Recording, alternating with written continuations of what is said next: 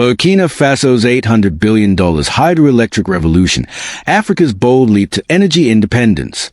In the heart of West Africa, where the sun scorches the earth and the winds sweep across vast deserts, a small, landlocked nation is rewriting its destiny. Burkina Faso, once known as Upper Volta, has long been a forgotten corner of the world, a place where poverty, limited resources, and a lack of electricity kept millions in the dark, both literally and figuratively.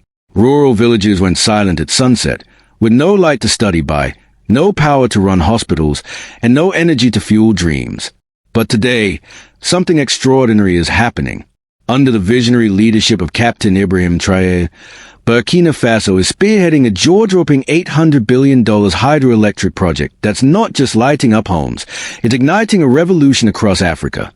This isn't just a story about dams or power lines. It's about a nation daring to dream bigger than anyone thought possible. It's about a young leader rejecting the chains of dependency and forging a path to self-reliance.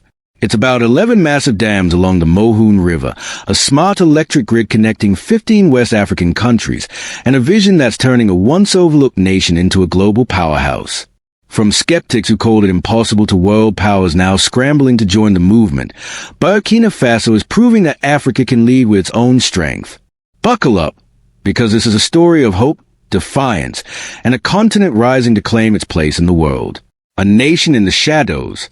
Burkina Faso's story begins in a place of struggle. Gaining independence from France in 1960, the country faced a harsh reality. Its dry, rugged landscape made farming a constant battle against unpredictable weather. Most of its 21 million people lived in rural areas, scraping by on subsistence agriculture. Electricity was a luxury, available to just 23% of the population by 2020, mostly in cities like Ouagadougou and Bobo Dioulasso. Even there, blackouts were a daily frustration, shutting down businesses and plunging homes into darkness. In rural villages, life was even tougher. Families relied on kerosene lamps and firewood, which were costly, dangerous, and harmful to the environment. Children couldn't study after dark, hospitals struggled to keep medicines cold, and doctors sometimes worked by candlelight. These weren't just inconveniences. They were barriers to progress, keeping Burkina Faso trapped in a cycle of poverty. Politically, the country faced turmoil. Decades of coups and instability made it hard to build a strong economy. Foreign aid kept Burkina Faso afloat, but it came with strings attached. Conditions that forced a country to buy oil or equipment from specific nations, perpetuating dependency. By 2022, the people were fed up. They wanted change, and Captain Ibrahim Traoré, a young military leader, stepped up to deliver it. After a coup, he took power with a bold promise to make Burkina Faso independent, prosperous, and a leader in Africa. His weapon? A massive $800 billion hydroelectric project that would harness the Mohoun River to power not just his nation, but an entire region. Captain Traoré, a visionary leader. At just 34 years old when he took power, Captain Ibrahim Traoré is not your typical leader. Fiercely patriotic and unafraid to challenge the status quo, he saw Burkina Faso potential where others saw only limitations. Instead of begging for Western aid, he turned to the country's own resources, its rivers, its people, and its determination. The Mohoun River, one of Burkina Faso's largest waterways, became the cornerstone of his vision.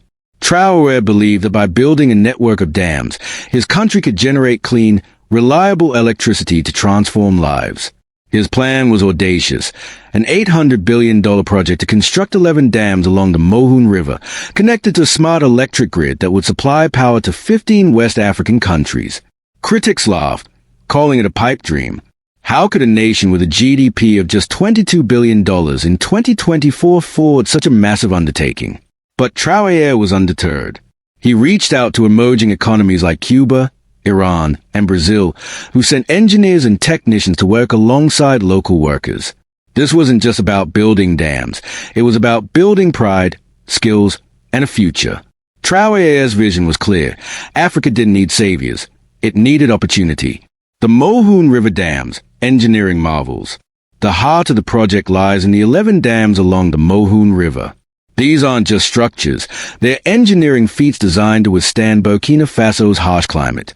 Each dam is a massive fortress of concrete and steel, built to hold back millions of gallons of water. Workers blast through rocky terrain, pour foundations, and install turbines that harness the river's flow to generate electricity. The dams are spaced strategically to maximize power output, with water flowing from one to the next, spinning turbines at each stop. Spillways and gates control the water's flow, preventing floods in the rainy season and saving water during droughts. Building these dams is no small task. Thousands of workers operate bulldozers, cranes, and trucks, moving tons of materials across rugged landscapes. Local workers are being trained to handle complex machinery, install turbines, and maintain the dams, creating a new generation of skilled professionals. This isn't just construction, it's a movement. Every dam is a symbol of Burkina Faso's determination to rise above its challenges and lead the way for Africa. The smart grid, powering a region. While the dams are the backbone, the smart electric grid is the brain of the project. This high-tech system uses artificial intelligence to deliver electricity efficiently across 15 West African countries, from Niger and Mali to Nigeria and Senegal. Unlike old, unreliable grids, this one is designed to prevent blackouts and reduce waste. If a factory in Ghana needs more power during the day, the grid redirects electricity there. If a village in Togo needs light at night, the system ensures it's available. Solar panels act as a backup, keeping the power flowing even if one part of the system fails.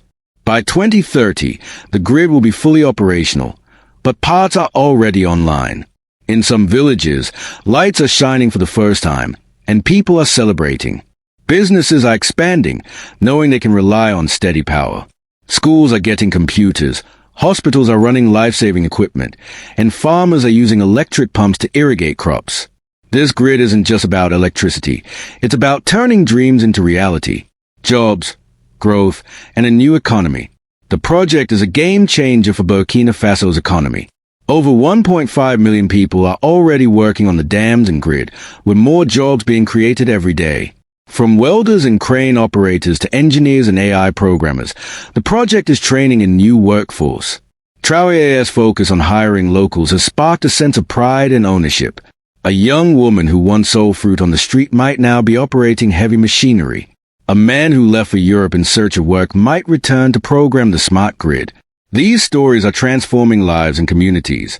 The project is also attracting international companies.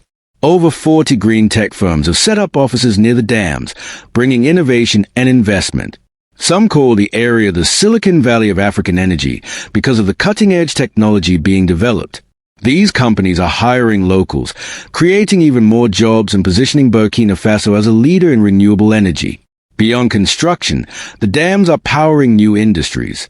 Electric irrigation systems are helping farmers grow crops year-round, turning Burkina Faso into an agricultural powerhouse. Mangoes, tomatoes, and rice are being exported to markets in Dubai and Europe, bringing in foreign currency. This isn't just about feeding families, it's about building wealth and opportunity. A ripple effect across West Africa. The $800 billion project is bigger than Burkina Faso. By connecting 15 countries, it's creating a regional energy hub that's lifting up entire economies. Factories in Ghana are producing goods without fear of blackouts. Markets in Nigeria are buzzing with traders using digital apps powered by reliable electricity. Schools in Mali are equipping students with computers and internet access. This is a ripple effect where one nation's success fuels progress across the region. Investors are taking notice. Companies from China, Russia, and India are eager to partner with Burkina Faso, seeing it as a serious player in the global energy market. Western nations, who once dismissed the project, are now scrambling to get involved.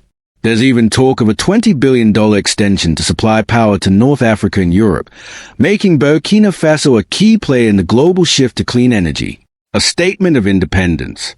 For too long, Africa's resources were exploited by foreign powers, leaving its people with little to show for it. Traoré's project is a bold rejection of that history. By partnering with emerging economies and prioritizing local workers, he's showing that Africa can choose its own path. Every dam, every cable, every megawatt is a step towards self-reliance. Burkina Faso is no longer a charity case. It's a leader negotiating from a position of strength.